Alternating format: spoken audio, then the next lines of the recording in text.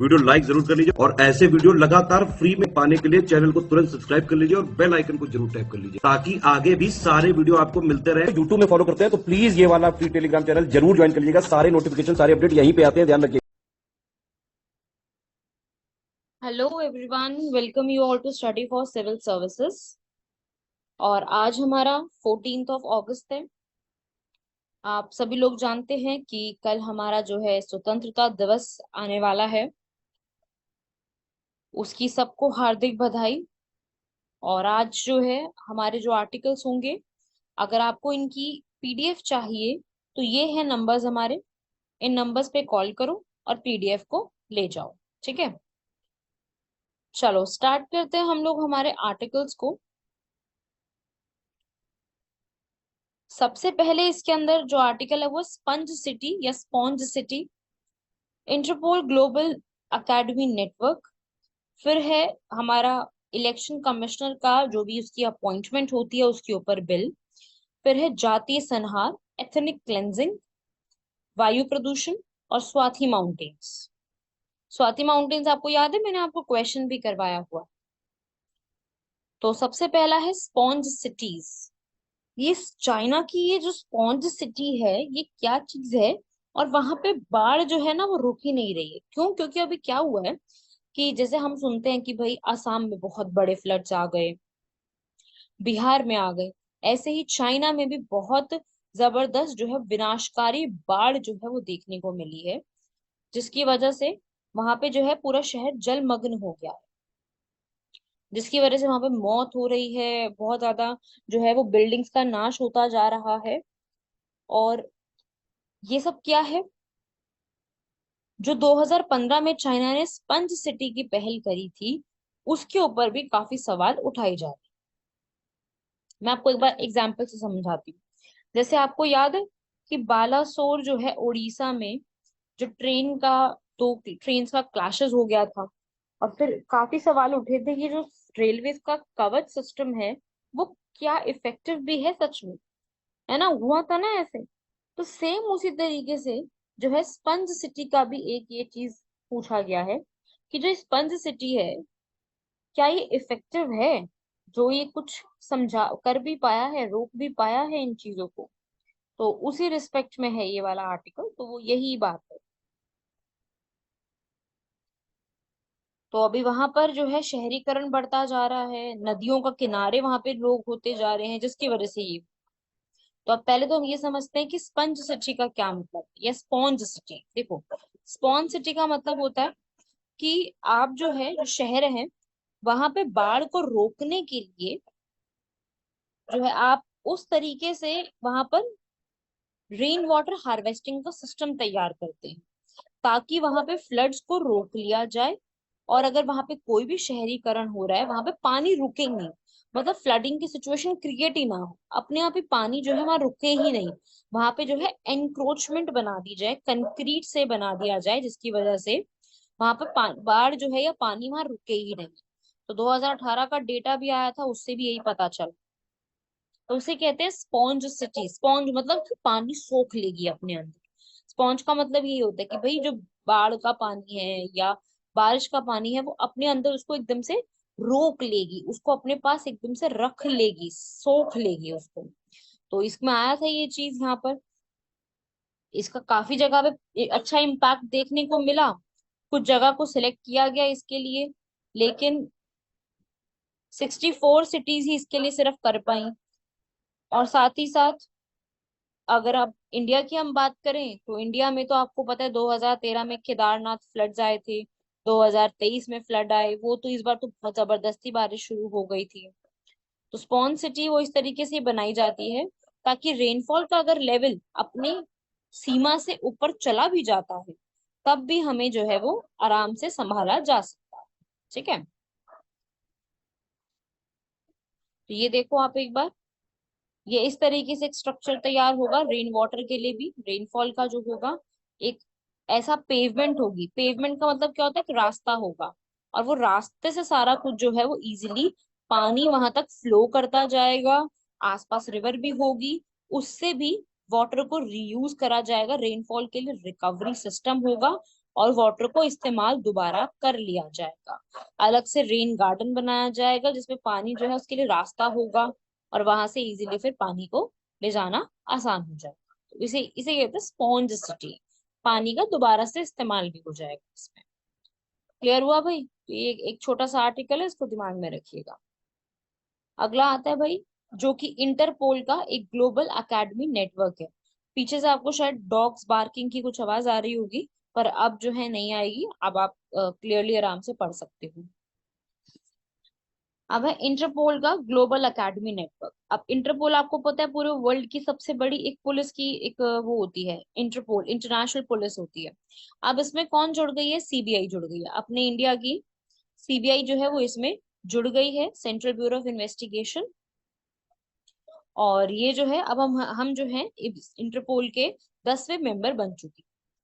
Interpole global academy network 2019 में बना था, नई एक एनफोर्समेंट ट्रेनिंग के तहत इसको पूरा बनाया गया था, जो कि इंटरपोल ही पूरा देखता है। उसकी सारी कोलैबोरेशन, सारा सपोर्ट वगैरह सब कुछ पूरे वर्ल्ड से लिए जाते हैं, पूरा एक कंट्रोल करके बनाया जाता है। ठीक है। अब सीबीआई यहाँ पे जुड़ गया, तो सीबीआई में जो हमारे यहाँ पर जो ऑफिसर्स हैं उनको भी एक बेटर अपॉर्चुनिटी मिलेगी अपने आप को एक और अच्छे प्लेटफॉर्म पे दिखाने की। और इंटरनेशनली जो लॉज होते हैं, अभी तो क्या है, सीबीआई अपने इंडिया के लॉ के हिसाब से काम करती है, बिकॉज इंडिया की है तो इंडिया के हिसाब से ही करेगी ना। लेकिन अब क्या होगा कि अगर जुड़ गए हम उनके साथ, तो हम इंटरनेशनल जो लॉ होता है ना उसके हिसाब से भी समझ सकते हैं और अपने आप को और आगे बढ़ा सकते हैं। तो उससे क्या होगा, सीबीआई और इंटरपोल इनके बीच में आपस में सहयोग बढ़ेगा, जो हमारी पुलिस की कार्य क्षमता है वो भी इससे बढ़ना शुरू हो जाएगी। ठीक है। तो आपको ये वाली जो पूरी डिटेल्स है वो प्रीलिम्स के लिए ज्यादा पता होनी चाहिए कि ये इंटरपोल ग्लोबल अकेडमी नेटवर्क कब बना था, इसमें जो सीबीआई बना है वो कौन से नंबर का मेंबर बना है। ये सब जो फैक्ट्स है ना ये खूब ज्यादा पूछे जाते हैं कौन से में, प्रीलिम्स के अंदर। ठीक है। तो इसका पार्ट बन के हम लोग अपना और एक बेटर और जो है अपॉर्चुनिटी क्रिएट कर सकते हैं।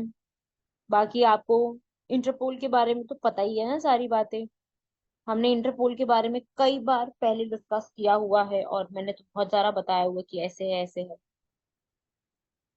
तो सीबीआई ने जो है वो ज्वाइन कर लिया, इसलिए अपने को पूरा का पूरा इसके बारे में एग्जैक्टली पता होना चाहिए। इंटरपोल, इंटरपोल का मतलब क्या होता है? International criminal police organisation. अगर मैं स्पेशली इंटरपोल की बात करूं तो कब बनी है इंटरपोल? इंटरपोल बना है 1923 में। क्या हम लोग 1923 में मेंबर बन गए थे? नहीं। क्वेश्चन आता है, India is a founding member of Interpol? नहीं, हम फाउंडिंग नहीं है, हम मेंबर हैं। फाउंडिंग का मतलब होता है जब से वो बना हम तब से मेंबर है, और ऐसा नहीं है। इंडिया फाउंडिंग मेंबर नहीं है। इंडिया कब मेंबर बना है? 1956 में बना है। अभी इंटरपोल में टोटल 195 कंट्रीज हैं, जिसके हेडक्वार्टर्स कहाँ पे हैं? Leone, France. इंपॉर्टेंट बात है। इसमें एक हेड होता है 4 सालों के लिए, सेक्रेटरी जनरल होता है। ठीक है। तो इस तरीके से पूरा इंटरपोल अपना काम करता है। बहुत सारी विंग्स होती हैं। येलो नोटिस आता है इसका। येलो नोटिस किसके लिए आता है इनका? कि ये भाई एक वांटेड पर्सन है। नहीं, येलो नोटिस आता है मिसिंग पर्सन के लिए। ठीक है। और वांटेड के लिए रेड नोटिस जारी करते हैं। और अगर कोई ऐसी बॉडी है जो जिसका पता ही नहीं चला, ऐसा कोई डेड बॉडी है, तो उसके लिए जारी करते हैं ब्लैक कलर का नोटिस। ठीक है। वही मैं बात करूं अगर अपने ये सीबीआई की, अपने इंडिया की, यहाँ पढ़ा ना आपने सीबीआई अकेडमी। ये जो सीबीआई अकेडमी है ये अपने इंडिया में 1996 में बनी थी। सीबीआई की बात नहीं करी, सीबीआई तो बहुत पहले बन गया संथानम कमेटी के कहने पर। मैं अकेडमी की बात कर रही हूँ। सीबीआई अकेडमी जो है वो गाजियाबाद उत्तर प्रदेश में लोकेटेड है, जो कि पूरा ट्रेनिंग कंडक्ट कराती है टेररिज्म के ऊपर, ह्यूमन राइट्स के ऊपर, एंटी करप्शन के ऊपर। ये ट्रेनिंग करवाती है, जिसके अलग अलग सेंटर्स भी हैं। कलकत्ता, चेन्नई, मुंबई, सबके अलग अलग सेंटर्स हैं। ठीक है। तो ये आपको पूरा एक क्लियर होना चाहिए ये सब। चलो आगे बढ़ते हैं। अब आप लोग जानते हैं कि जो सीईसी है और इलेक्शन कमीशन, इसके ऊपर काफी अपॉइंटमेंट के ऊपर काफी सारी बातें चल ही रही थी हमेशा से ही। तो अब हुआ क्या है कि देखो, जो इलेक्शन कमिश्नर्स होते हैं दो इलेक्शन कमिश्नर्स होते हैं और एक होता है चीफ वाला, है ना, चीफ वाले और दो होते हैं। इन दो को सिलेक्ट करने के लिए जो ये चीफ वाले होते हैं ना, ये साथ में अपनी सजेशन या रिकमेंडेशन या राय देते हैं। अब एक बिल आया है, ऐसा इंट्रोड्यूस किया, पास नहीं हुआ है बिल, ये आया है भाई, जो हमारे लॉ मिनिस्टर हैं अर्जुन राम मेघवाल, राज्यसभा में लेके आए हैं और उन्होंने ये बोला है कि भाई ये चीफ इलेक्शन कमिश्नर को हटा दो इलेक्शन कमिश्नर वाले प्रोसेस से। ठीक है, तो ये बिल जो है वो इस बारे में कहता है। ठीक है, वो ये भी बोलता है कि इसके साथ साथ सीजीआई को हटा दो, सॉरी, चीफ इलेक्शन कमिश्नर को नहीं, सीजीआई को हटाओ, जो आप चूज करने के लिए कमेटी बनाते हो। अभी तक क्या कमेटी थी कि भाई कैसे हम लोग जो इलेक्शन कमिश्नर और चीफ इलेक्शन कमिश्नर होंगे इनकी अपॉइंटमेंट प्रेसिडेंट करते हैं। प्रेसिडेंट किसके कमेटी के बिहाफ पे करते हैं? Prime minister, leader of opposition and CGI, ये है। अब क्या है कि ये वाले जो पर्सन है हमारे लॉ मिनिस्टर, उन्होंने ये बोला है कि सिर्फ प्राइम मिनिस्टर और लीडर ऑफ ऑपोजिशन को रखो, सीजीआई को हटा दो, इनको इंक्लूड करने की जरूरत नहीं है। ये है बिल एग्जैक्टली, समझे आप बात को? तो इस बिल ने ये बोला है कि जो आपका तीन लोगों का स्ट्रक्चर है ना, दो इलेक्शन कमिश्नर्स और एक मेन उनका चीफ इलेक्शन कमिश्नर, जैसे कि अभी है हमारे, तो ये स्ट्रक्चर रखो, स्ट्रक्चर में चेंज मत करो।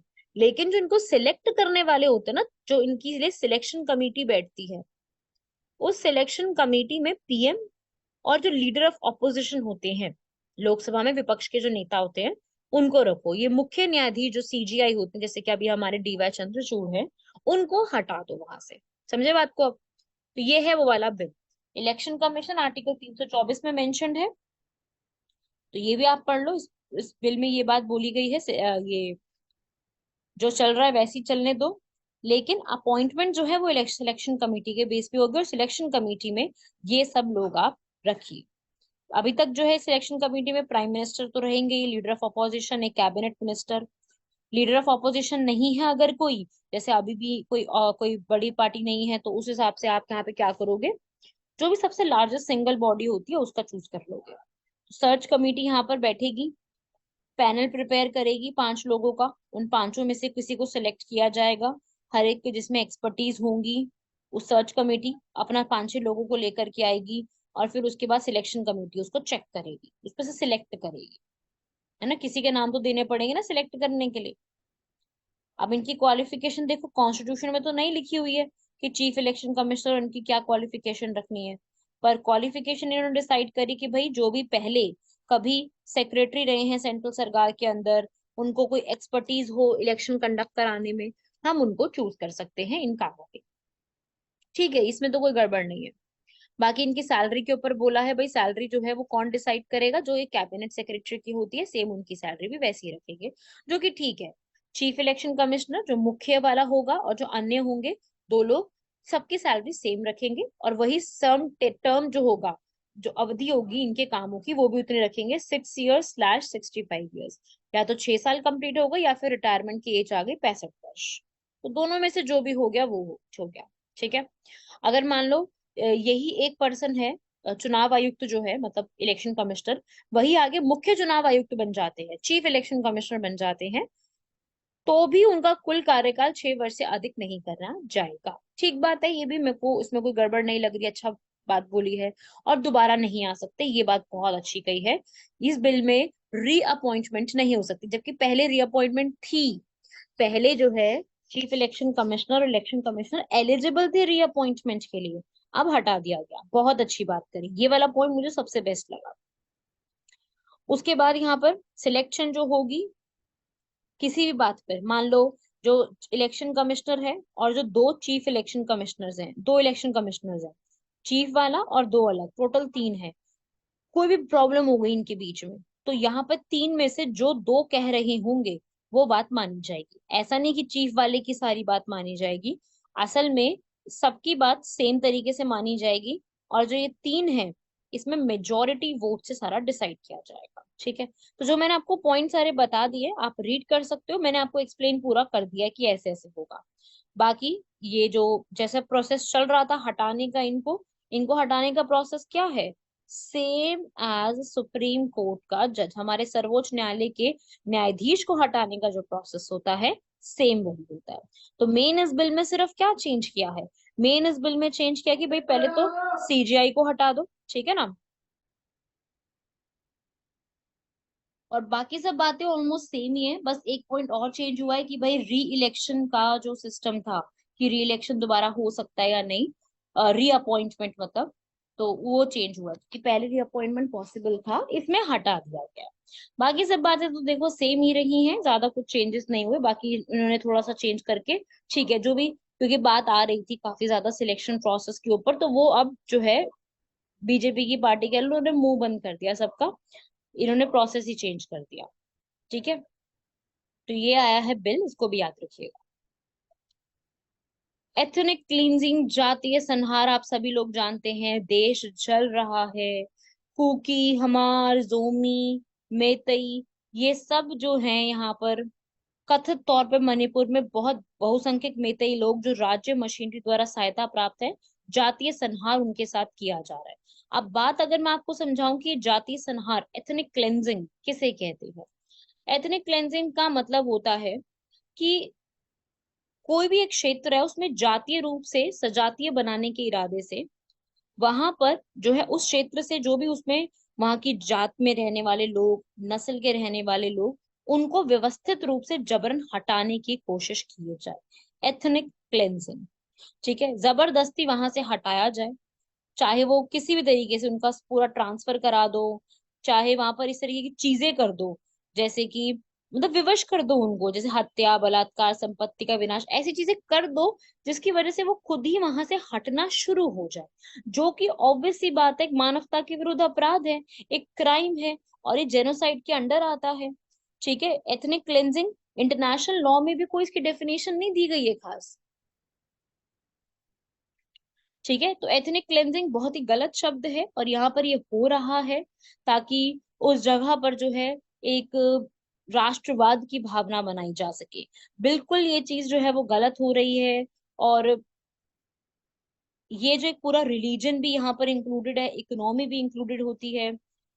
और आपको पता है कि हमने पिछले पहले के टाइम पे एथनिक क्लेंजिंग देखी है, जब दो अलग अलग राष्ट्र बने थे, हिंदू लोग भारत में रहेंगे, मुस्लिम लोग पाकिस्तान में रहेंगे, तो उस समय जातीय संहार बहुत जबरदस्त हुआ था, लाखों हिंदू और मुसलमानों को पृथक कर दिया गया था, कितने लोगों की डेथ हुई थी, ठीक है। हम लोगों ने तो वो चीज फेस करी नहीं है, हमें पता नहीं है, बट जिन लोगों ने फेस करी है, जिन लोगों ने पार्टीशन झेला है, उनको तो पता है ना ये सारी चीजें, कि कितने लोगों की मृत्यु हुई थी पंजाब में, कितना जबरदस्त जो है वो एक तरीके से दिक्कत हुई थी। तो जातीय संहार धर्म के आधार पे भी होता है, जो हमने पहले देखा है। अभी मणिपुर की बात चल रही है जातीय संहार में, जिसमें ये सब जो है वो जबरन एक तरीके से उनको हटाने की कोशिश की जा रही है वहां से। इकोनॉमी में भी कितना फर्क पड़ता है, जबरदस्ती इस तरह की चीजें होती हैं, क्यों? क्योंकि वहां के जो लोग होते हैं वो एक दूसरे की प्रॉपर्टी लूटना शुरू कर देते हैं, वहां पर जबरदस्ती लूटते हैं, ठीक है।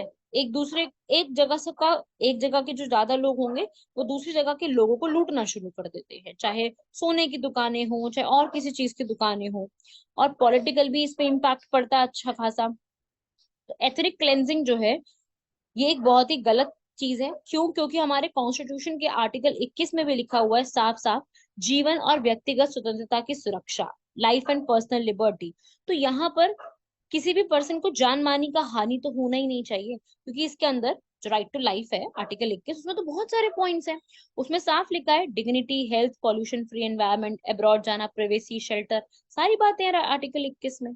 तो आर्टिकल 21 और एथनिक वायलेंस जो हो रहा है, जाति हिंसा हो रही है, वो तो दोनों मैच नहीं कर रही हैं आपस में, है ना, क्योंकि इसके अंदर क्या हो रहा है, जो एथनिक वायलेंस है, जातीय हिंसा या जातीय संहार हो रहा है, उसमें एक जगह से दूसरी जगह पर एक कम्युनिटी जा रही है, एक भौगोलिक क्षेत्र से किसी अल्पसंख्यक समुदाय को उन्मूलन किया जा रहा है, ठीक है, बलपूर्वक कर रहे हो, पुरुषों की क्रूर हत्याएं हो रही है, महिलाओं का बलात्कार हो रहा है, रक्तपात हो रहा है, इसकी वजह से यहाँ पर आर्टिकल 21 जो है उसका कोई फायदा मणिपुर में नहीं रह गया, ठीक है। तो भाई इसी के लिए सबसे पहले तो सरकार को आगे आना चाहिए, पता नहीं सरकार इसमें आगे क्यों नहीं आ रही है, और वहां के लोगों के लिए क्यों काम नहीं किया जा रहा, क्योंकि जो हमारा एक मानव अधिकार तक ये बात कहता है, हमारे मूल अधिकारों को तो आगे की बात है, एक मानव अधिकार इतनी बड़ी बात पहले ही कह देता है, तो पहले ही रोकने की तैयारी करनी चाहिए। स्वशासन की सहूलियत दे देनी चाहिए वहां पर। शांति भंग जैसी सिचुएशन जो है वो उत्पन्न हो उससे पहले उसको रोक लेना चाहिए। सरकार को यहाँ पर जो है, जो भी यहाँ पर सफर कर रहे हैं उनको रिलीफ देना चाहिए, और इस तरीके की वार की सिचुएशन आए इसको रोक लेना चाहिए। क्लियर हुआ भाई? एक टर्म है एथनिक क्लेंजिंग। आगे आता है भाई कि एयर पोल्यूशन जो है उसकी वजह से एंटीबायोटिक प्रतिजैविक प्रतिरोध जो है वो बढ़ता जा रहा है। अभी एक ये प्रॉब्लम आई है कि भाई जो प्रतिजैविक प्रतिरोध है और वायु प्रदूषण दोनों के बीच में एक जो है वो एक रिलेशन बताया जा रहा है।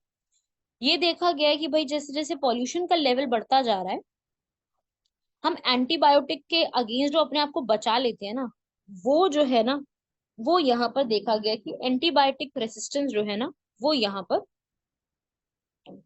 देखा गया कि वहां पे खतरनाक वृद्धि हुई है इस चीज के अंदर, एयर पॉल्यूशन और एंटीबायोटिक में। और इन सब की वजह से ये पूरी स्टडी यही बताया कि भाई एयर पॉल्यूशन का आपको पता है हेल्थ पे तो इम्पैक्ट पड़ता ही पड़ता है। और इन सब की वजह से यहाँ पर एयर पॉल्यूशन जो है वो एक लिंक बनाता है हमारी बॉडी में एंटीबायोटिक का।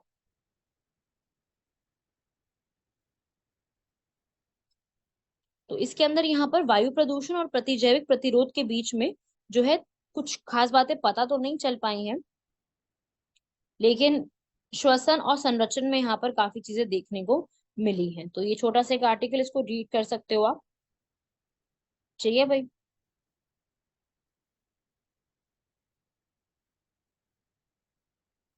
लास्ट है इसके अंदर स्वाति माउंटेन्स। आपको मैंने बताया हुआ है स्वाति माउंटेन्स जो है वो हमारी आर्मी ने डेवलप किया है। एक सिस्टम का नाम है।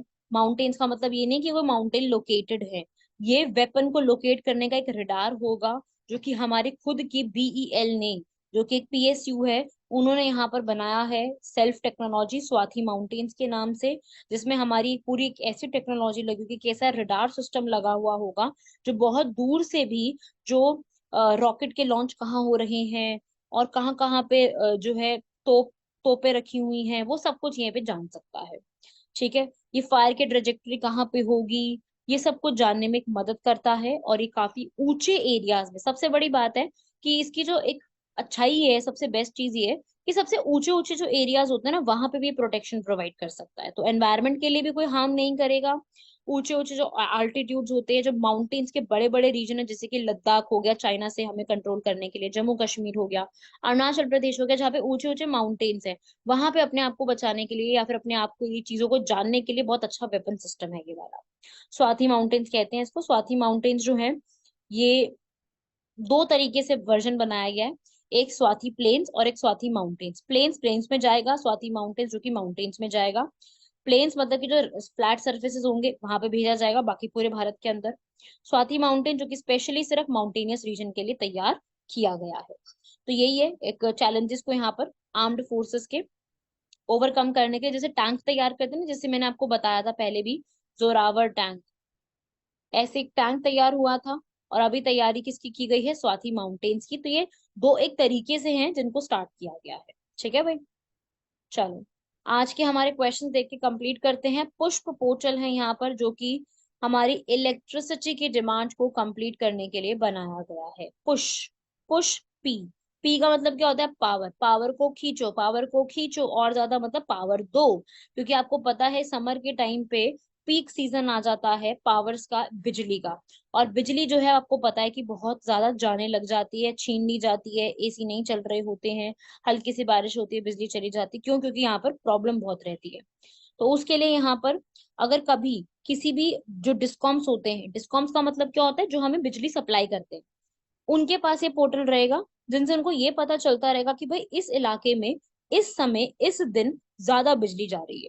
तो पूरा एक ना बिजली पे नजर रखने के लिए पूरा एक सिस्टम तैयार किया गया, पुश पी पोर्टल। पुश से याद रख लेना, और पी का मतलब क्या होता है यहाँ पर? पुष्प भी याद रख सकते हो। पुश पी करके याद रखोगे तो ज्यादा अच्छे से रहेगा। पुश मतलब ज्यादा धकेलो किसको, पी मतलब इलेक्ट्रिसिटी को, पावर को। ठीक है भाई, तो ये सारी स्टेटमेंट्स ठीक लिखी हुई है। लास्ट आता है पीलीभीत टाइगर रिजर्व जो कि लखीमपुर खेरी डिस्ट्रिक्ट और बहराइच उत्तर प्रदेश में है। और ये इंडिया और नेपाल के बॉर्डर से आता है, जहाँ पे गोमती रिवर जो है वो निकल के आती है। रिवर गोमती जो है गोमत ताल पीलीभीत से ही निकल के आती है, और जा करके ये गोमती नदी किसको मिल जाती है, हमारी गंगा को। तो उस प्रकार से आपको ये पूरे फैक्ट्स जो है वो दिमाग में रखने हैं, पीलीभीत भी न्यूज में रहता है। ठीक है भाई, ये सारे फैक्ट्स हैं, और जितने भी मैंने आपको आज आर्टिकल्स कवर कराए हैं, 6 आर्टिकल्स हम लोगों ने कवर किए हैं, और 2 क्वेश्चन, देखो क्वेश्चन तो रटने ही रटने हैं, उसमें तो कोई बात ही नहीं है। आपको मेन इसमें से सारे के सारे प्रीलिम्स के लिए याद रखने हैं, मेंस की जगह प्रीलिम्स के लिए सारे। स्पॉन सिटी चाइना में शुरू किया, और क्या होता है इसका meaning. Interpol global academy network में हमारी सीबीआई जुड़ गई है, ये भी आपको बताया है। चीफ इलेक्शन कमिश्नर का पूरा प्रोसेस क्या है, इस बिल में क्या बताया गया है वो समझना है। एथनिक क्लेंजिंग की डेफिनेशन जो बताई है वो याद रखनी है। ये इतना इम्पोर्टेंट नहीं है, मैं खुद ही कह रही हूँ, छोड़ सकते हो चाहे। स्वाति माउंटेन्स ये इंपॉर्टेंट है, ये मैंने आपको पहले भी क्वेश्चन के फॉर्म में कवर कराया हुआ है। तो ये जितने भी फैक्ट्स आपको बताएं वो प्रीलिम्स के लिए याद रखना, मेंस के लिए आज ओरिएंटेड नहीं है उतनी क्लास, प्रीलिम्स ओरिएंटेड है, तो आप सभी लोग इसको लर्न भी करोगे, याद भी रखोगे सारी बातों को। बाकी मिलते हैं आप लोगों से अगले लेक्चर में। स्वतंत्रता दिवस की सबको हार्दिक हार्दिक शुभकामनाएं। जय हिंद।